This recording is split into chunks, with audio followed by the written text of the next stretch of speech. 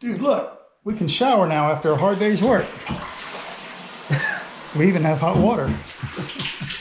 Hey gang, I'm Paul with Stud Pack. Welcome back to the channel. In our previous video, you saw where we installed this exhaust fan in this bathroom.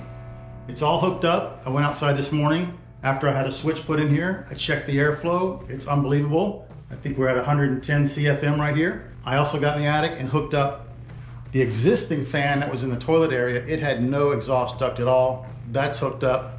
We had a bunch of comments about the type of ductwork we use. I prefer the rigid metal duct. Go back and check some of our kitchen hood videos. That's all we use. I prefer it on a bathroom exhaust fan too, but there are so many turns and twists in the attic. I'd still be up there running that stuff. And we are so far ahead of where we were with zero ventilation in this area.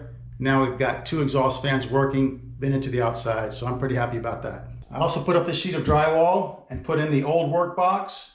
Go back in the previous video and you'll see why we couldn't put a double gang box here. There's just no room. So we've got the switch for the fan and our shower light. So I just have to tape this one joint in the corner and then everything's ready for skim coat and we can start painting in here. But before we do that, I want to finish waterproofing the shower. I waited until now because you saw that we had ladders in here. We were working in here, had tools in here. I don't like to work on top of this, even if I protect it with something. I find that it gets abraded and I don't like that. So I've got my all set mixed up and I'm gonna get in here and we're gonna lay that piece down.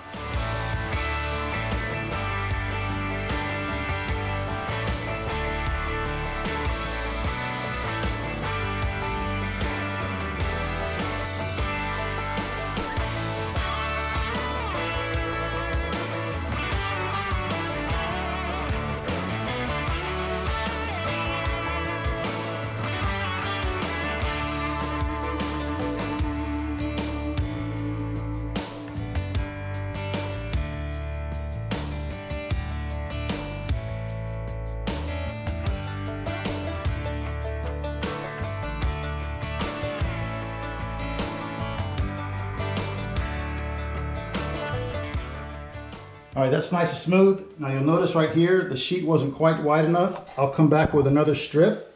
So I have a 2-inch overlap. And then we'll put our Curdy band in all the corners. And we'll put our preformed corners on the 4 inside corners. But right now, let's cut out that drain.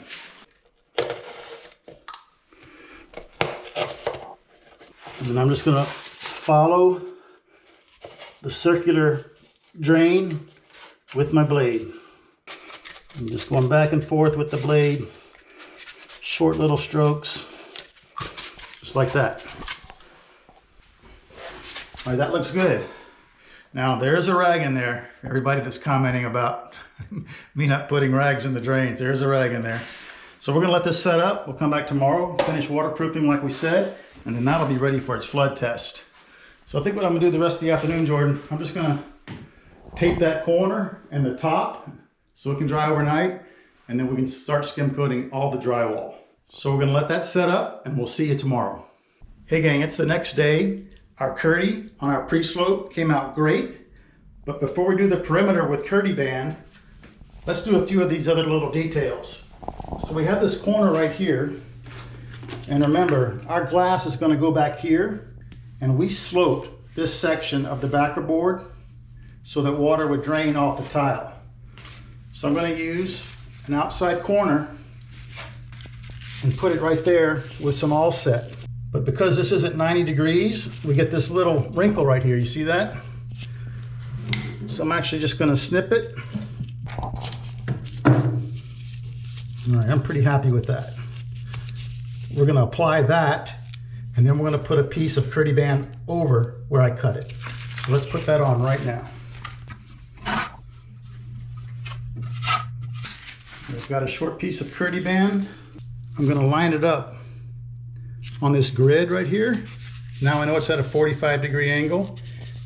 Then I'm going to follow this grid and cut out a little square. And then I'm going to put that right there. All right, that looks great. Let's go over here and check this out. So this is called a pipe seal, and it comes with the drain kit. They give you one of these, And it's intended to go over the pipe for the shower, just like that. But check this out. I also found that it fits perfectly over these valve stems. So I have some more of these at home, but I'm going to install this one right here. And then tomorrow, before the flood test, I'll put one here and there. Now remember, this is existing. The owners love this valve. They wanted it to stay, and it's their call. So let's put this one on, Jordan.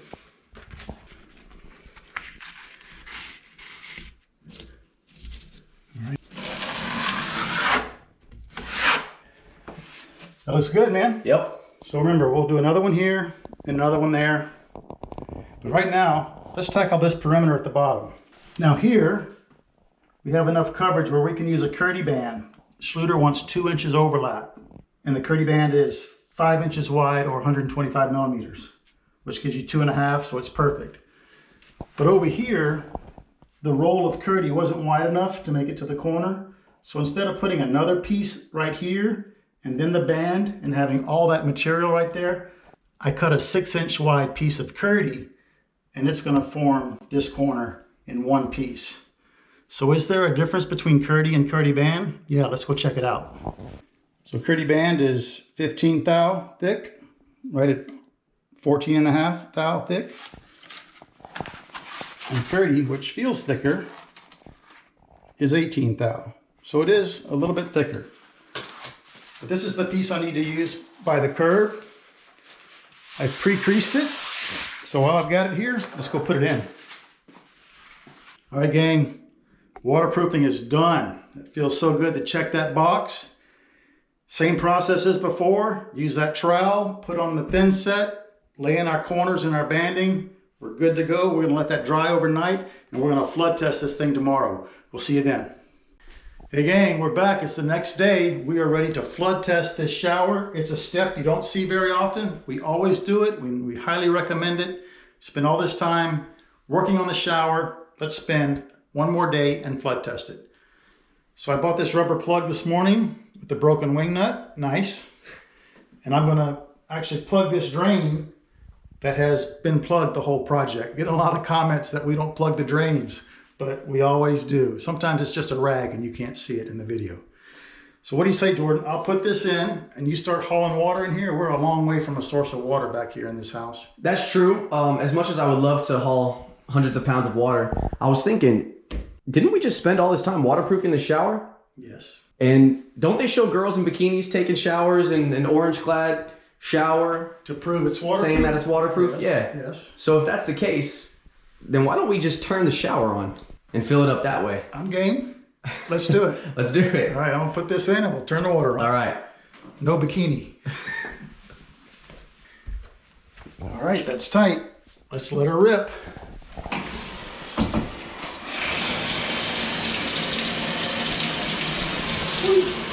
All right, well, that's filling up. Let's get our tools and drywall compound ready to start skim coating these walls.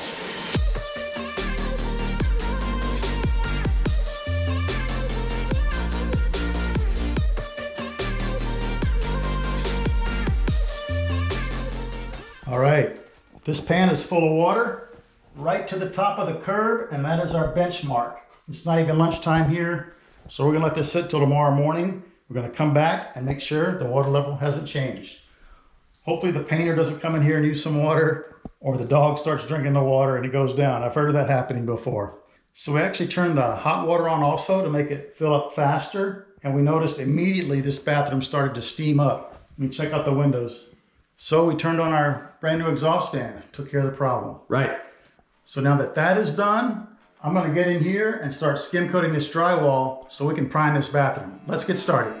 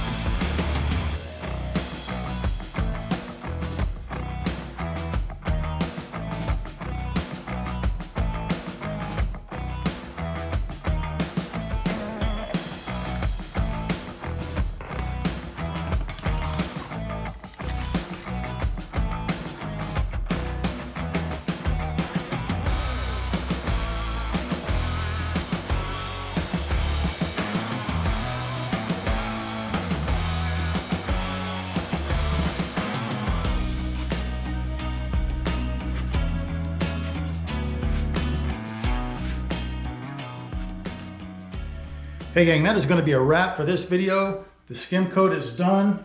You saw over here where we removed the old 6-inch backsplash. We're getting a new 4-inch backsplash. So we had to remove that and make sure that this old seam right here was flush. We marked the studs with our magnet, and then we pried the old one off, making sure we pushed against the drywall where there was a stud, and you even saw us put a putty knife behind there to spread the load out. This one came out pretty good. That one took a big chunk of drywall with it, so we just used some hot mud to patch it. I'll finish that tomorrow. This room was smooth, and they put the wallpaper right over it, so we didn't have to skim coat it too much. But this room where the toilet is had a heavy texture, so I skim coated the whole thing. That way when we spray texture both rooms, everything will have the same texture. Over here, our water test is looking great. We're going to come back in the morning, check that, make sure it hasn't gone down. We'll drain that and we can start tiling in here. So between the texture and the tiling and the paint, we are finally turning that corner and ready to put this bathroom back together. If you like the video, be sure to hit that like button for us. Leave us a comment, drop us a tip, ask a question. Really appreciate that. Subscribe if you haven't already, and we'll see you on the next one.